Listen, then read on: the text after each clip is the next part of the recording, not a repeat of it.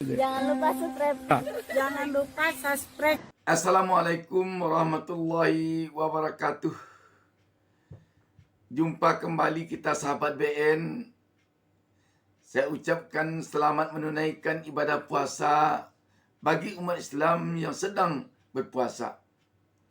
Pada pagi hari ini, Jumat 5 April 2024, mulai pukul 8 WIB pagi sampai selesai, Hakim Mahkamah Konstitusi menjadualkan kehadiran 4 menteri Kabinet Presiden Joko Widodo hadir pada sidang Mahkamah Konstitusi sengketa pemilihan Presiden 2024 tentang dugaan kecurangan Pilpres 2024 yang dimohonkan oleh pasangan calon presiden paslon nomor urut 1 Anies Baswedan Muhaimin Iskandar dan nomor urut 3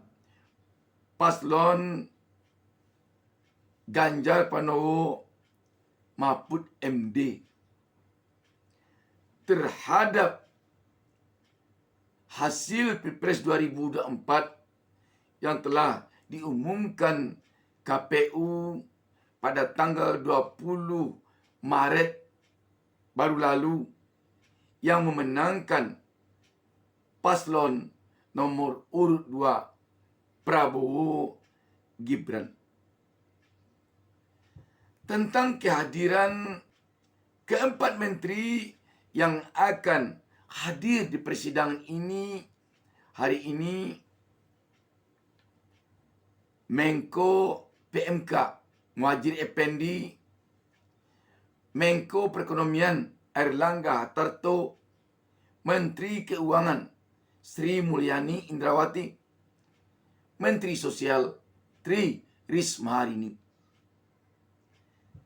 Sahabat BN, terhadap kehadiran keempat menteri ini tentu saja tidak hanya sekedar kehadiran ini untuk memenuhi persyaratan informasi biasa semata yang diinginkan oleh Mahkamah Konstitusi.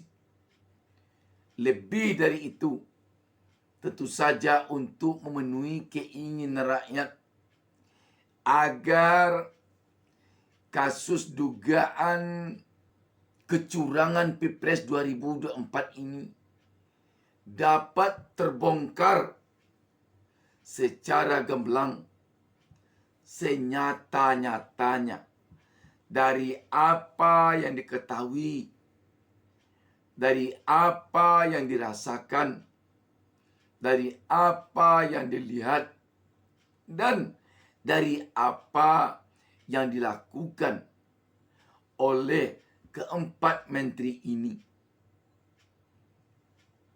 sesuai dengan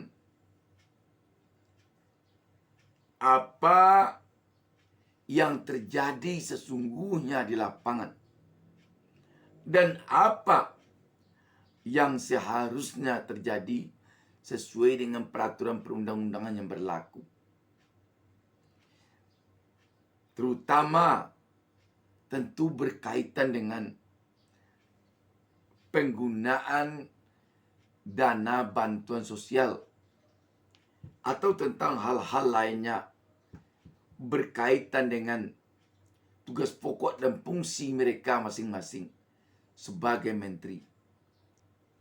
Dan berkaitan dengan penyelenggaraan Pilpres 2024 khususnya dan pemilu 2024 umumnya. Sahabat BN, jauh sebelum persidangan Mahkamah Konstitusi ini, rakyat telah tahu bahwa dugaan kecurangan Pilpres 2024 ini khususnya dan dugaan pemilu 2024 ini umumnya benar-benar telah menghebohkan, benar-benar telah membisingkan telinga. Kenapa? Karena dugaan kecurangan Pilpres 2024 ini khususnya benar-benar tampak nyata oleh rakyat.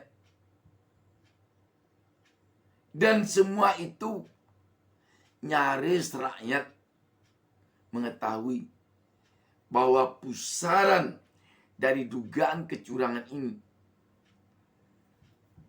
berpangkal dari Presiden Joko Widodo.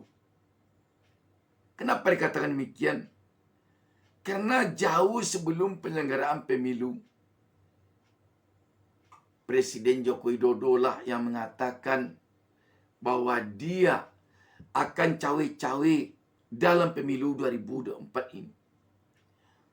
Dan tidak hanya sekedar cawe-cawe, dia juga mengatakan tidak akan netral dalam pemilu 2024 ini. Beranjak dari sini, publik melihat bahwa memang Presiden Joko Widodo cawe-cawe. Dan Presiden Joko Widodo tampak tidak netral dalam pemilu 2024 ini. Terutama dalam Pilpres 2024 ini. Dilihat dari apa yang dilakukan oleh Presiden Joko Widodo, baik di dalam pemberian bansos ke tengah-tengah masyarakat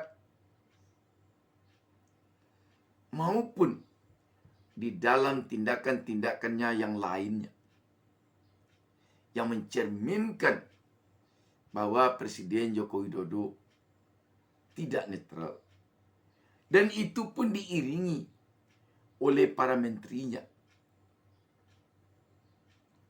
Rakyat tentu masih ingat bagaimana Menko Perekonomian Erlangga Hartarto ketika memberikan bantuan bansos kepada rakyat, meminta agar berterima kasih kepada Presiden Joko Widodo atas bantuan sosial ini. Dan itu kesannya bagi rakyat.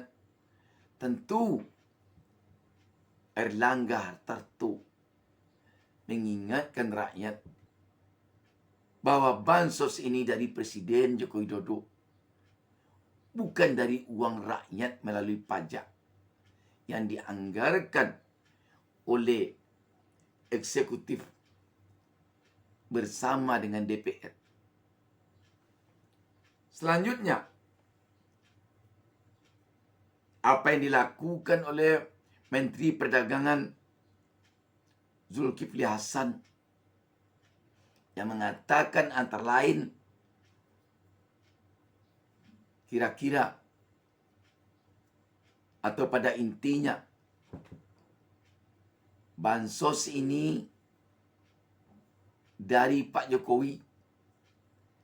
Karena itu kita pilih 02 anaknya Pak Jokowi, Gibran. Itu dari sisi yang satu ini. Belum lagi dari sisi yang lain. Karena itu rakyat melalui hakim Mahkamah Konstitusi tentu mengharapkan agar keempat menteri ini dalam kesempatannya dalam persidangan ini nanti benar-benar mau mengemukakan secara terang benderang apa yang terjadi di dalam penyelenggaraan Pilpres 2024 khususnya, pemilu 2024 umumnya, berkaitan dengan dugaan kecurangan yang telah menghebohkan sekarang ini. Rakyat sungguh tidak mengharapkan bahwa kehadiran keempat menteri ini nanti hanya untuk berupaya menutup-nutupi dugaan kecurangan ini. Sebab kalau para menteri ini yang menutupi dugaan kecurangan ini, tentu saja dia akan dengan mudah melakukannya. Maklumlah dia seorang menteri. Tetapi sebaliknya, kalau para menteri ini nanti membongkar dugaan kecurangan ini, maka tentu dengan mudah pula dia akan melakukan hal itu di depan para hakim nanti. Karena itu sekali lagi, di satu sisi rakyat tentu mengharapkan agar keempat menteri ini berterus terang nanti terhadap apa yang terjadi berkaitan dengan dugaan kecurangan Pilpres 2024 ini. Sepanjang yang mereka ketahui, yang mereka alami, yang mereka rasakan berkaitan dengan tugas pokok dan fungsi mereka sebagai menteri. Dan di sisi lain, rakyat tentu berharap kepada hakim Mahkamah Konstitusi agar mau menggali sedalam-dalamnya dengan berbagai pertanyaannya, dengan berbagai upaya yang harus dilakukannya kepada para menteri ini nanti, agar terbongkar berbagai dugaan kecurangan yang selama ini sangat kentara disaksikan oleh rakyat. Kita tentu tidak berharap kehadiran menteri ini mengecewakan bagi rakyat, karena menteri ini terkesan nanti menutup-nutupi dugaan kecurangan ini untuk melindungi atasannya. Dan juga rakyat tentu tidak menginginkan nanti para hakim Mahkamah Konstitusi ini berupaya melegitimasi Pilpres 2024 ini dengan cara tidak menggali secara tuntas, secara terang-benderang apa yang sesungguhnya yang ada pada keempat menteri ini. Sahabat BN, mudah-mudahan apa yang dilakukan oleh Hakim MK pada persidangan sekarang ini menjadi garis pembatas kecurangan pemilu, kecurangan pilpres, kecurangan pilkada, kecurangan pilkades di negara ini. Sahabat BN, apa yang terjadi selama 10 tahun belakangan ini benar-benar diharapkan oleh rakyat tidak terjadi lagi ke depannya, tentang berbagai hal yang di luar demokrasi, di luar hukum, di luar tugas dan kewenangan penyelenggara negara. Demikian saja sahabat BN. Wassalamualaikum warahmatullahi wabarakatuh.